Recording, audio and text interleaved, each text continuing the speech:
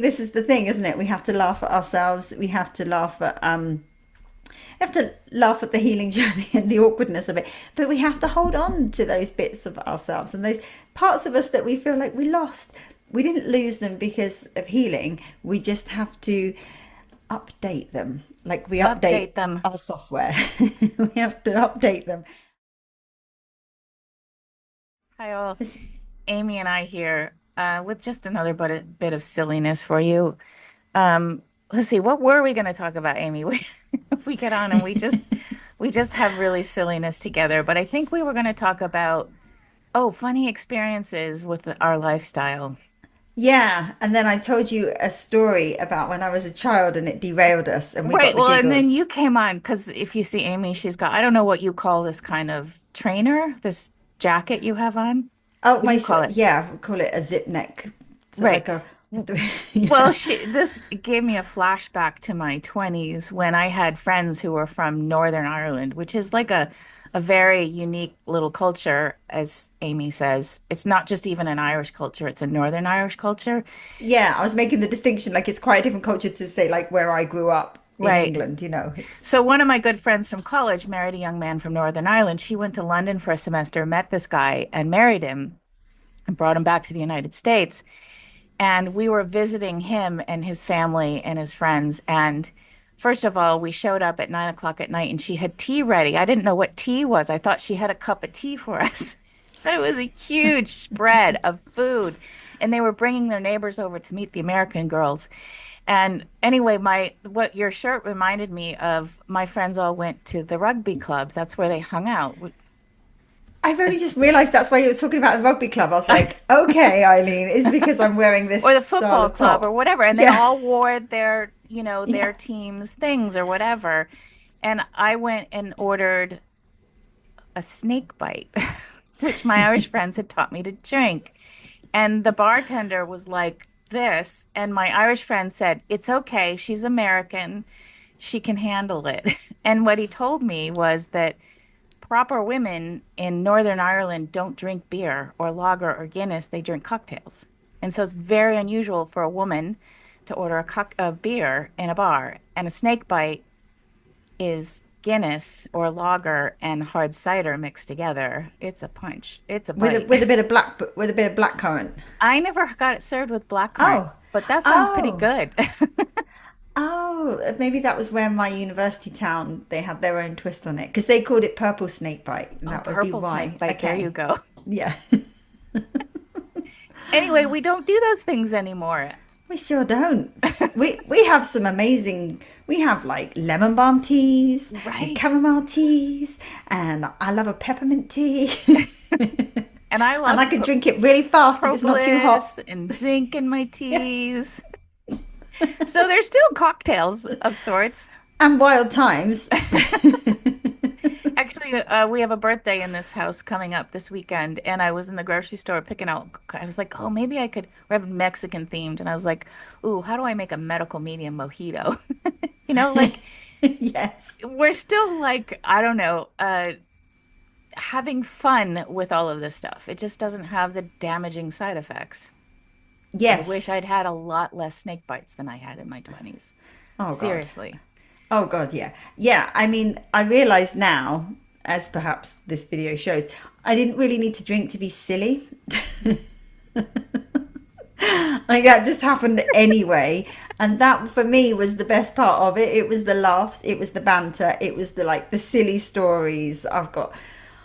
I got a lot of silly stories about train rides home at 1 in the morning and getting the whole carriage singing happy birthday to someone I've made friends with on the way home and things like that. And yes, I probably wouldn't do that now, but I bet you would in the right. yeah, I know. Bunch If of I didn't most have, medical medium people on a train going to see Anthony, you would be yeah, like having everybody singing. yeah, I think I would actually. And yeah, I was going to say maybe like mumsy me would have, like maybe my 20 something me probably would have. But yeah, it's You kind of know, funny, isn't it? it's actually part of it's a little part of like coming back to myself because okay, I'm going to tell you a little known fact, I think, embarrassing. One of my nicknames, and um Amy loves to laugh at this.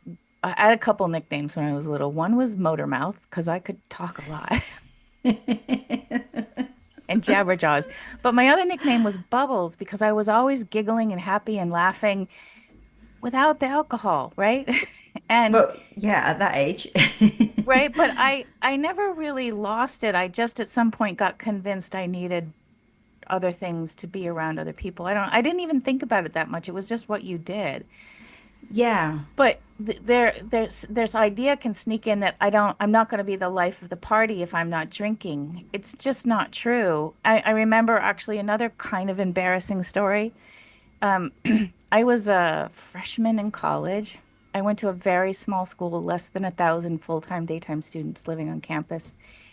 And this guy, I had no idea who he did, was knocked on my dorm room door one day, and he's kind of stammering a little bit, and he goes, I just have a really embarrassing question to ask you. I was like, what? He said, what kind of drugs are you doing? Because I've watched you on campus and I want whatever that is. And I was like, I don't do drugs.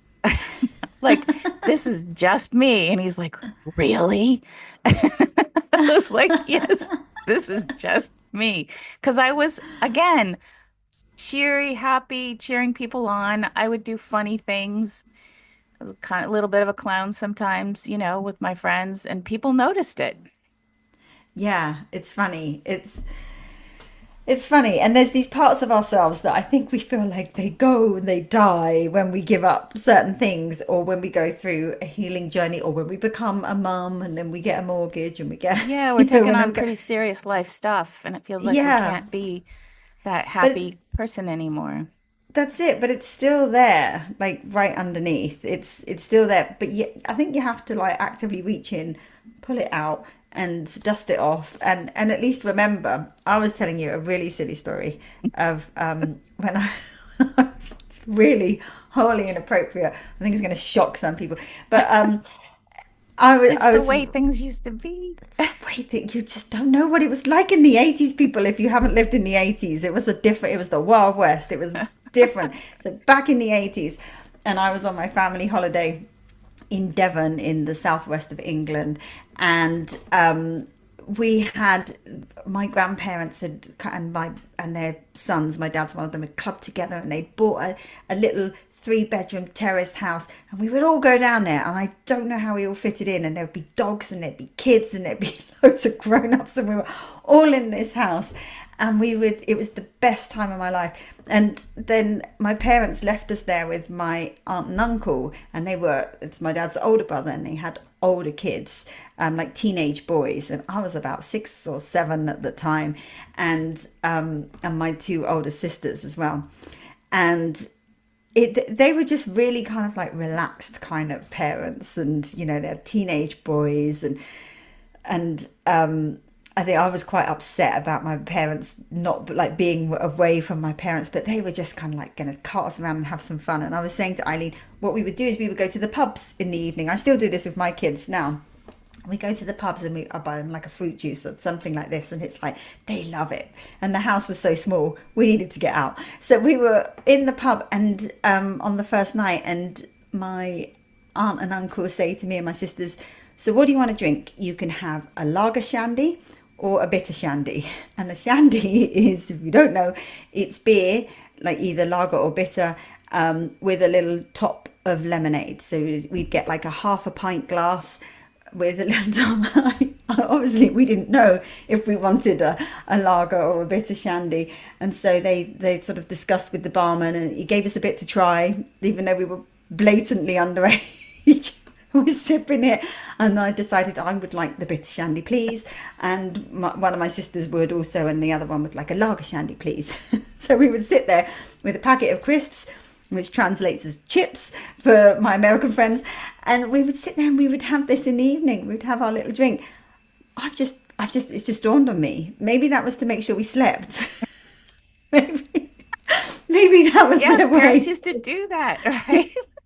It's because we were away without parents. Maybe they thought, we'll give them a drink, we'll put them to bed.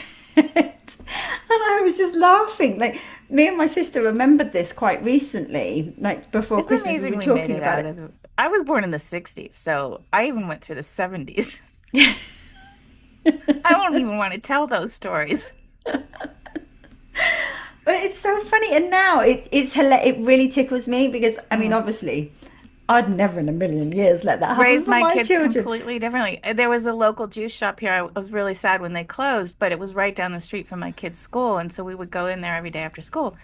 It had a pub-like atmosphere. It sold healthy food and shots because that's what's kind of cool now, right? But all of the kids, all the parents and moms and kids and local business owners would gather in there and chat, and it would be like a little party in there.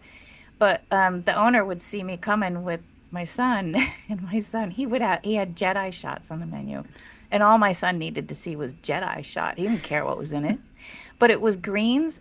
It was a shot of greens and garlic, and I was like, "Yeah, Jedi shot for you, man."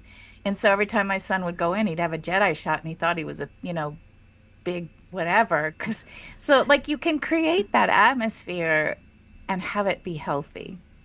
Yeah, It's yeah, harder because not everybody's into it, but it's possible.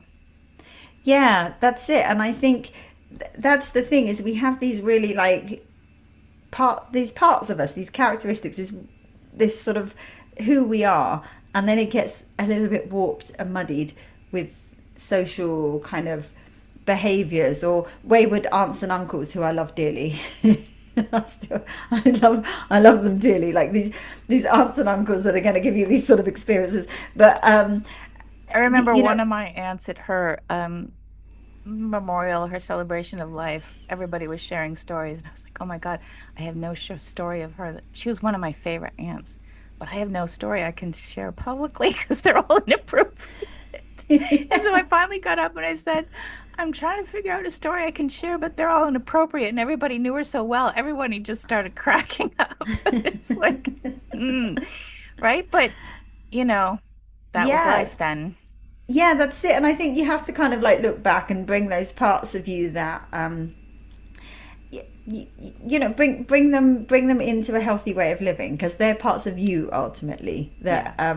we can just minus the alcohol or the whatever it is that we we shouldn't be doing or the crowd mentality because I was definitely one to get a little bit overexcited and like you know do the silly thing because we're all kind of in excited mood and maybe these days I think for myself more, thank God. Yeah. Yeah. I remember too, like my kids going to a camp, and I had had the conversation with the um, woman who ran the camp, and she was making sure there was any snack she was giving out my kids could eat or whatever last day, and she's handing out popsicles. And my kids said, "Can I see the box? I want to read the ingredients." And she was like, "Is an 8-year-old asking me the box?" And he read citric acid, and he's like, "No, thank you." And she's like, "I've never, ever had a child do that before." No, no, no, this is it. My kids say the same, that they say their friends will say, oh, you can't have this because your mum won't let you. And they're like, no, It's not because my this is mom won't let me. me. This Yeah. is me. I always say, yeah, people don't get that. They don't understand self-discipline, especially in kids, don't understand that. Well, and people have given me, some people have questioned that, like, "Oh, they're just a kid, let them have fun." And I'm like, well, at some point, I do want them to say no to alcohol and drugs and, nefarious people. So I actually think learning to say no really early on and to be their own person is really important. And so I actually tried to create an environment. Is this so I don't want to trigger people because if you're introducing this kind of stuff to a teenager for the first time, it's a whole different story. Like my kids were raised from my youngest, she doesn't remember life before eating this way. So it's normal to her. And both of my kids have experienced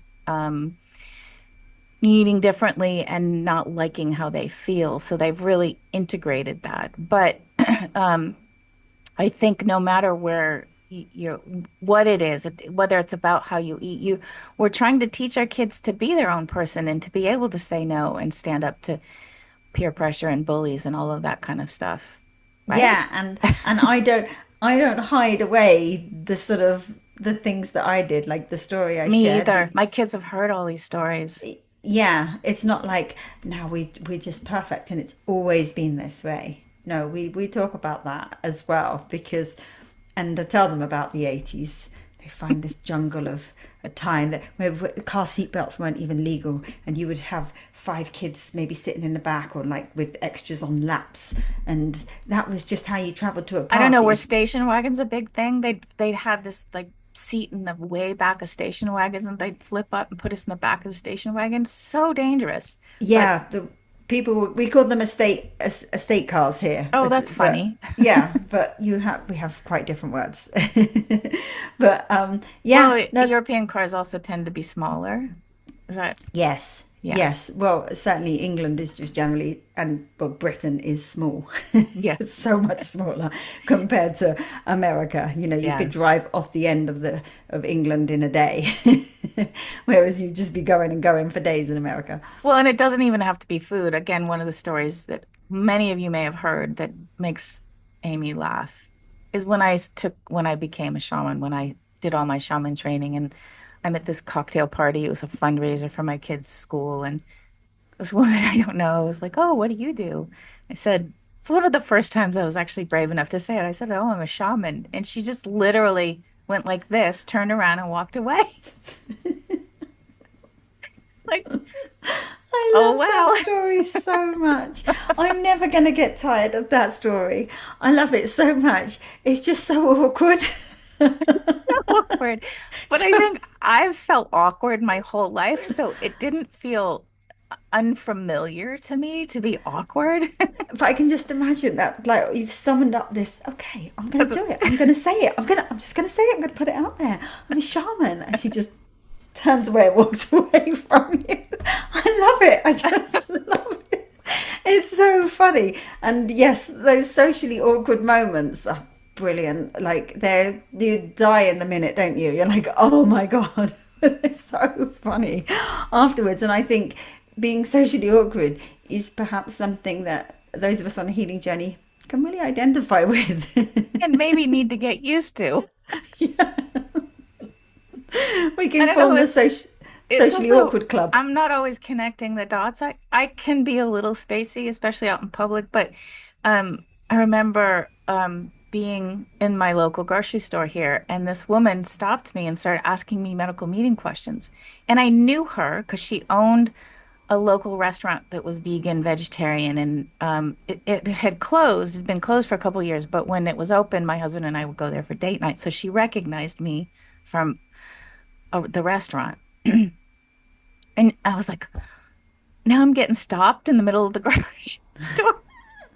She's like, and if you're out there listening to this, Deb, I love you. But, I was startled by it. And so when you're startled and she's asking me these questions, it's like I forgot all the information. And I got in my car and I was like, why did she stop me? And I was like, oh, I put out a post yesterday that said, "Hey, for all of you in the back, if you see me and want have questions, stop me and ask me." I'd forgotten that I put out that post. And so I started texting her. I'd had her number because she also bakes vegan gluten-free cakes and makes them really clean for you. So I had her That's nice. number and I started texting her. I was like, "Wait, here's the real answer to your question. Sorry, I needed a minute to think." Like everything is kind of awkward and it's just okay. Like it probably took some bravery for her to stop me in the middle of the grocery store, to ask Yeah. me those kinds of questions. It's weird. It's just weird. It's all weird. It's okay. It's weird. That's it. Yeah. And if you hang out with like younger kids, you realize social awkwardness is just bread and butter, isn't it? It's like it's all the time because they don't have those etiquettes, and I think it kind of helps. And Well, I've been in around kids for the last sort of long while, and so probably breaks it down a bit for me. But when you're especially if you have those kids, and I'm sure you can relate, that are affected by heavy metals and tend to be really literal and blunt. yeah, yeah, It it's creates some awkward moments.